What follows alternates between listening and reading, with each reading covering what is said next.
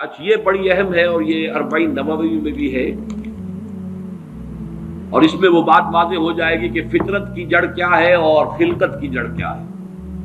وعن ابن مسعود رضی اللہ تعالی عنہ، حضرت عبداللہ ابن مسعود سے مروی ہے،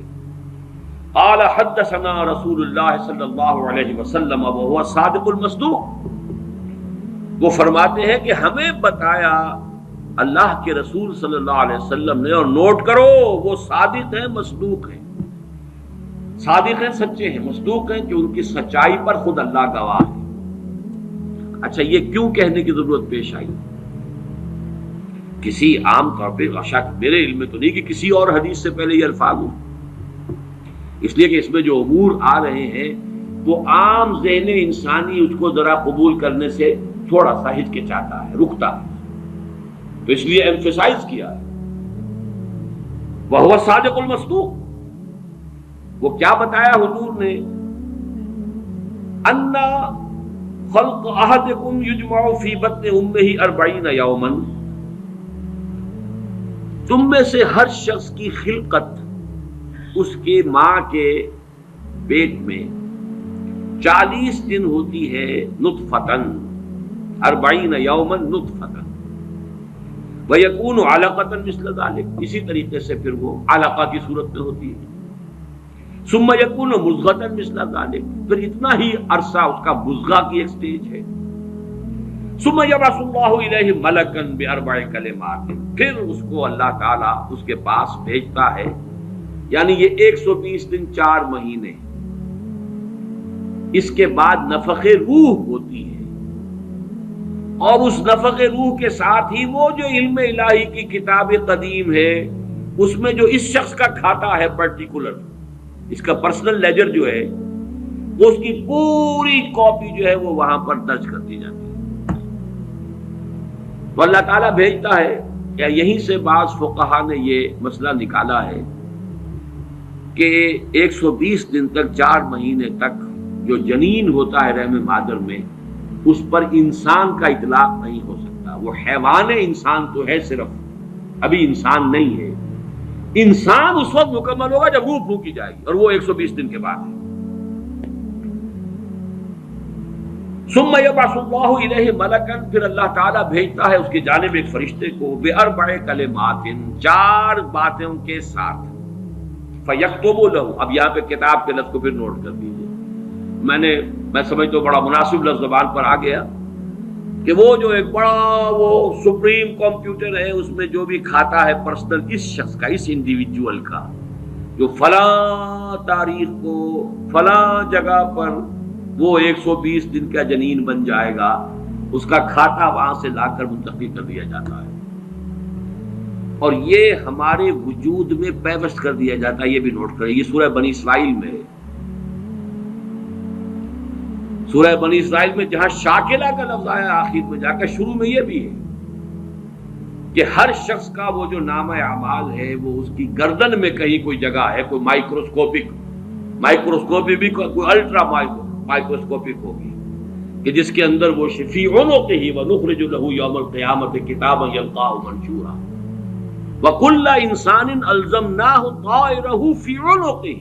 ونخرج لہ یوم القیامۃ کتابا یلقاہ منشورا۔ تو یہ کہیں وہ ہے کھاتا، جیسے کہ دل میں روح ہے جسے ہم نہیں جانتے،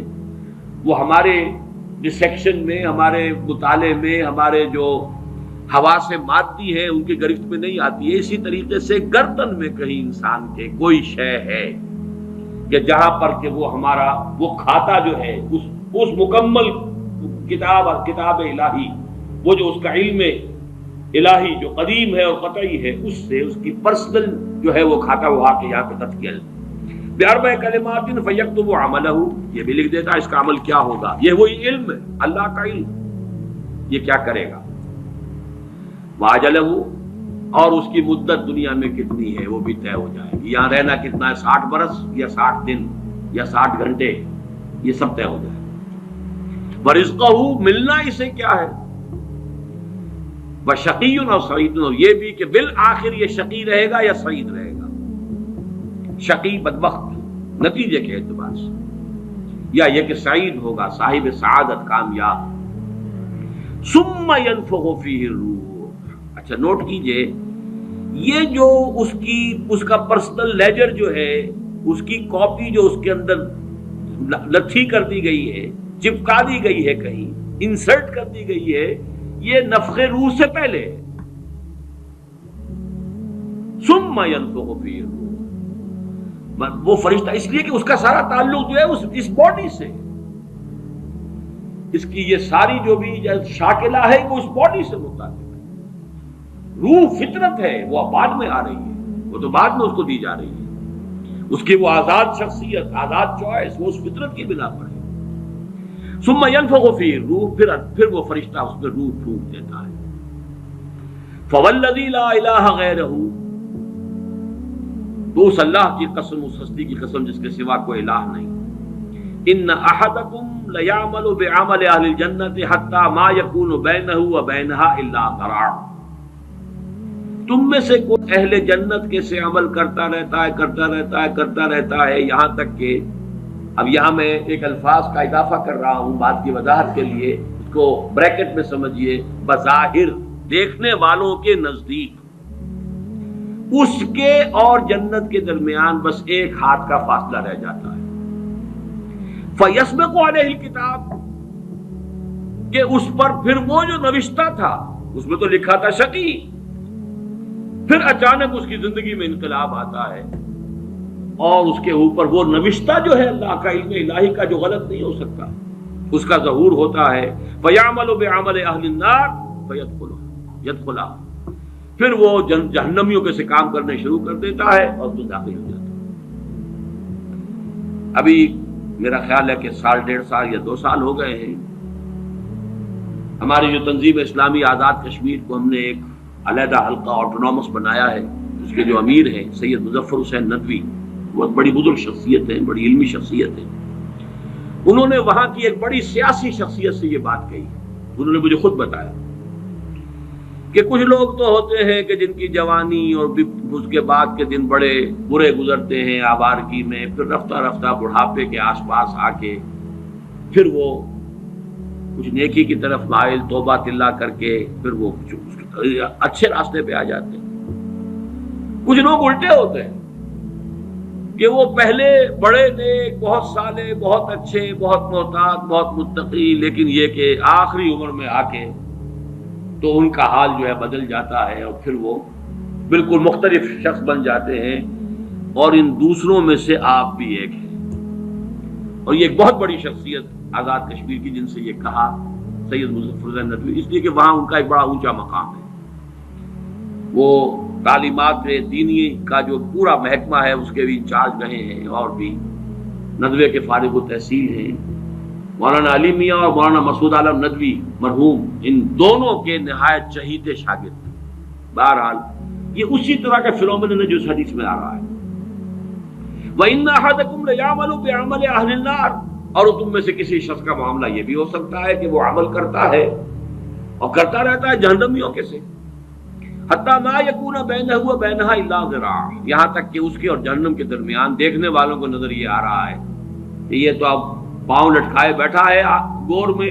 اور ابھی تک اس کے لچھن بدلے نہیں ہیں۔ فیسبق علیہ الکتاب، لیکن وہ نوشتہ اللہ کا، وہ جو ایک علم خدا بندی کے اعتبار سے وہ تو شقی تھا یا سعید تھا، فیعمل بعمل اہل الجنۃ فیدخلها،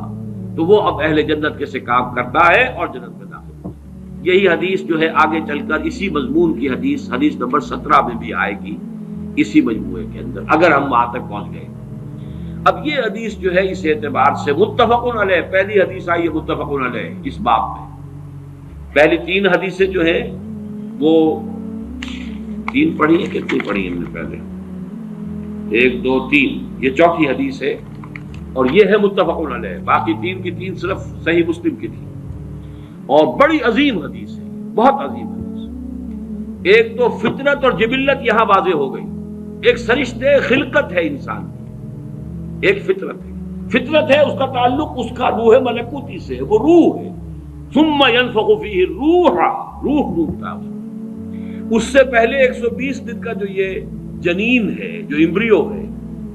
اور وہ لیونگ ہے، اس کے اندر لائف کے تمام جو بھی اوصاف ہے وہ موجود ہے، وہ تو پہلے دن سے ہے۔ स्पर्मेटोजोन भी अगर था तो वो भी जिंदा था, मुतहर्रिक था, फआल था, और अगर ओवम था माँ की तरफ से तो वो भी जिंदा शय थी, लिविंग एक ऑर्गेनिज्म है। लिहाजा कोई वक्त भी उसके ऊपर ऐसा तो नहीं आया, वो तो हयात से हयात चली आ रही है। वो माँ की हयात और बाप की हयात, उन दोनों से मिलकर हयात का एक सिलसिला जो है वो शुरू हो गया। लेकिन 120 दिन के बाद वो मरहला आता, उससे पहले खिलकत है सिर्फ, और उस खिलकत से ताल्लुक है उन 4 चीजों का जिसका ताल्लुक किताब से। ये है गिवन चीजें उसके लिए। अलबत्ता ये कि उसके बाद जब रूह फूंकी गई, ये रूह वो है कि जो उसका अपना चॉइस है। अब देखिए, अगर किसी की खिलकत के अंदर बदी के रुझानात बहुत थे, उसकी रूह स्ट्रगल कर रही है शाकला के अंदर, शाकला से बाहर निकल नहीं सकती। Great resistance it has to overcome. करते यूं समझिए कि जैसे दीमक जो है किसी चौखट को अंदर से खा रही है, एक वक्त आता है कि वो ऊपर जाहिर हो जाती है। तो उसके अंदर जो है खिलकत में अगर नेकी का रुझान ज्यादा था, लेकिन उसकी अपनी चॉइस बदी की है,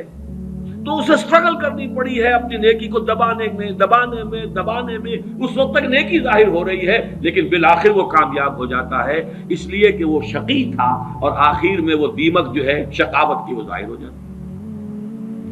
अगर बदी के रुझानात उसकी खिलकत में ज्यादा थे, गिवन शाकला जो है वो नेगेटिव ज्यादा था, वो कोशिश कर रहा है। अब ये स्ट्रगल जो है इंसान की शख्सियत के अंदर हो रही है, अल्लाह जानता है इसको। देखने वालों को तो ये नजर आएगा वही काम कर रहा है जो पहले 10 साल पहले कर रहा था, आज भी वही कर रहा है। उन्हें नजर नहीं आएगा कि इसने कितनी मेहनत की है, कितनी बार गिरा है, फिर उठा है, फिर गिरा है, फिर उठा है, कितनी मर्तबा जो है ओवर पावर किया है इसे इसकी उस खिलकत ने, और शैतानी वसाविस ने जो उसको और सपोर्ट कर रहे हैं। लेकिन इसने अपनी he has not given up his struggle, उसके अंदर लगा रहा है, यहां तक कि बिलाखिर कामयाब हो गए। लेकिन देखने वालों को जो नजर आएगा उसके एतबार से हदीस ने बात को वाज़ेह कर दिया। कोई इश्काल नहीं, अल्हम्दुलिल्लाह मेरे ज़हन में कोई इश्काल इस हदीस के दर्जे में बाकी नहीं रहा।